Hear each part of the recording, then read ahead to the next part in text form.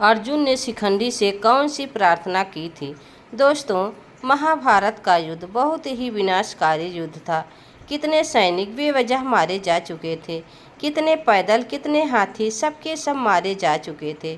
दोस्तों, जब भीष्म पितामह के घाव हुए, वे दोनों सैनिक लेप लगा रहे थे, तब भीष्म पितामह ने कहा, तुम दोनों ने मेरी ऐसी सेवा की है कि जैसे पुत्र पिता की करता है। मैं तुम दोनों की सेवा से अति प्रसन्न हूँ। मैं तो यही चाहता हूँ कि अगले जन्म में आपकी सेवा करने का अवसर प्राप्त हो। अगले जन्म की बात ना करो, मैं तुम्हें दास सेवा से मुक्त करता हूँ। तुम इसी क्षण से दास नहीं, हस्तिनापुर के नागरिक हो।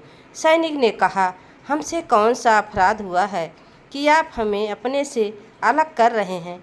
मनुष्य के लिए दासत्व से कलंक कुछ भी नहीं है। वो तो स्वतंत्र ही जन्म लेता है और उसे स्वतंत्र ही मरना चाहिए। भीष्म पितामह ने कहा, अब जाओ और अपना स्वतंत्र जीवन यापन करो, किंतु जब आप सूर्यास्त के बाद लौटेंगे तो आपका अस्त्र शस्त्र कौन उतारेगा? आपके लिए दूसरा वस्त्र कौन लाएगा? भीष्म पितामह ने कहा, मेरी चिंता ना करो नागरिक, अब जाओ, तुम एकांत की आवश्यकता है। विधाता आपको किसी जन्म में किसी का भी दास ना बनाए। इधर अर्जुन ने शिखंडी के पास जाकर कहा, प्रणाम भ्राता श्री। शिखंडी ने कहा, तुम्हारे लिए मेरे पास कोई आशीर्वाद नहीं है, क्योंकि तुम्हारा शरीर इतना बढ़ गया है कि आशीर्वाद का हाथ तुम्हारे शीश तक नहीं पहुंच सकता। तुम तो आकर में विजय के आशीर्वाद से ऊंचे निकल गए हो। विजय श्री तुम्हारी छाया बन चुकी है कुंती पुत्र।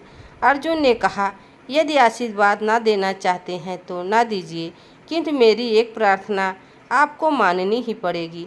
शिखंडी ने कहा, सर्वश्रेष्ठ धनुर्धर, भला मुझसे क्या प्रार्थना कर रहा है? मेरे पास ऐसा क्या है जो मैं तुझे दे सकूं? अर्जुन ने कहा, है भ्राताश्री, आज के युद्ध में मुझे आपका साथ चाहिए।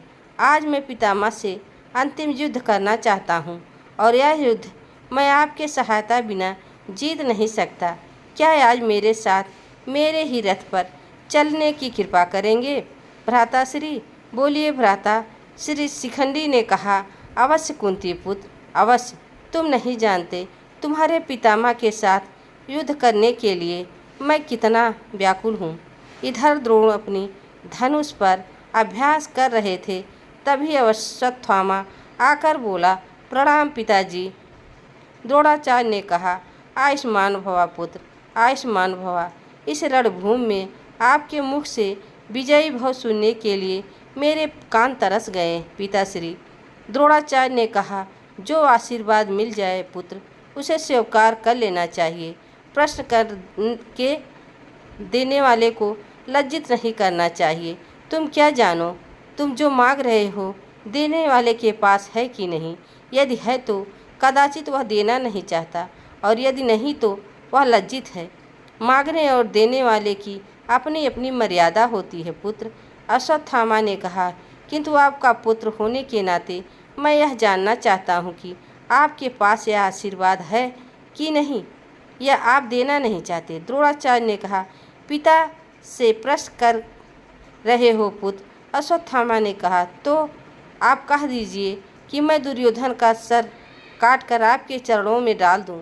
मुझसे उसका व्यंग सहा नहीं जाता। वह कहता है, कौरव की सेना में होते हुए आप और गंगा पुत्र भीष्म दोनों पांडवों की पक्ष में युद्ध कर रहे हैं। ये वह मुझसे भी कह चुका है पुत्र। दुर्योधन तो उस बालक की भांति है पुत्र, जो चंद्रमा और अंगारे में अंतर ही नहीं कर सकता है। उसके कहने पर ध्यान मत दो। अश्वत्थामा ने कहा, ध्यान कैसे ना दूं कि पिताश्री, ध्यान कैसे ना दूं? जब वह कहता है, कर्ण मुस्कुराता है और उसकी मुस्कान मेरे हृदय में कटार की तरह आर पार हो जाती है, और इसलिए मैं आज आपसे असभ्य प्रश्न कर रहा हूँ। मुझे बताइए पिताश्री, मुझे बताइए कि आप किसके पक्ष में हैं? इतना कहकर अश्वत्थामा हाथ जोड़कर खड़ा हो गया। तब द्रोण ने कहा, कदाचित मैं तुम्हारे पक्ष में हूँ पुत्र, किंतु तुम मेरी और गंगा पुत्र की पीड़ा नहीं समझ सकते। हम अस्त होते हुए सूर्य हैं, पुत्र, और जब तक हम अस्त ना हो जाते नया सूरज उदय नहीं हो सकता। इसलिए तुम हम लोगों की चिंता मत करो, हमें अस्त हो जाने दो। यही हमारी नियति है और यही हमारा कर्तव्य है। कर्तव्य मार्ग पर नाते साथ नहीं चलते हैं पुत्र, इस मार्ग पर हर व्यक्ति अकेला ही रहता है। पुत्र, जो मैं कर रहा हूँ उसका उत्तरदायित्व मुझ पर है और जो तुम कर रहे हो उसका उत्तरदायित्व तुझ पर है। इसलिए तुम मुझसे ये ना पूछो कि मैं तुझे विजय श्री का आशीर्वाद क्यों नहीं दे रहा हूँ। जो आशीर्वाद दे रहा हूँ उसे प्रणाम करके स्वीकार करो, और यदि युद्ध जीतना चाहते हो तो अपने बल पर जीतो, क्योंकि यह युद्ध आशीर्वादों के बल पर नहीं जीता जा सकता। दोस्तों, यह थी द्रोण और अश्वत्थामा का संवाद। दोस्तों, यह वीडियो आप सबको कैसी लगी कमेंट में ज़रूर बताना। चैनल पर नए हो तो लाइक सब्सक्राइब ज़रूर करना। तब तक के लिए राधे राधे, जय श्री कृष्ण, धन्यवाद।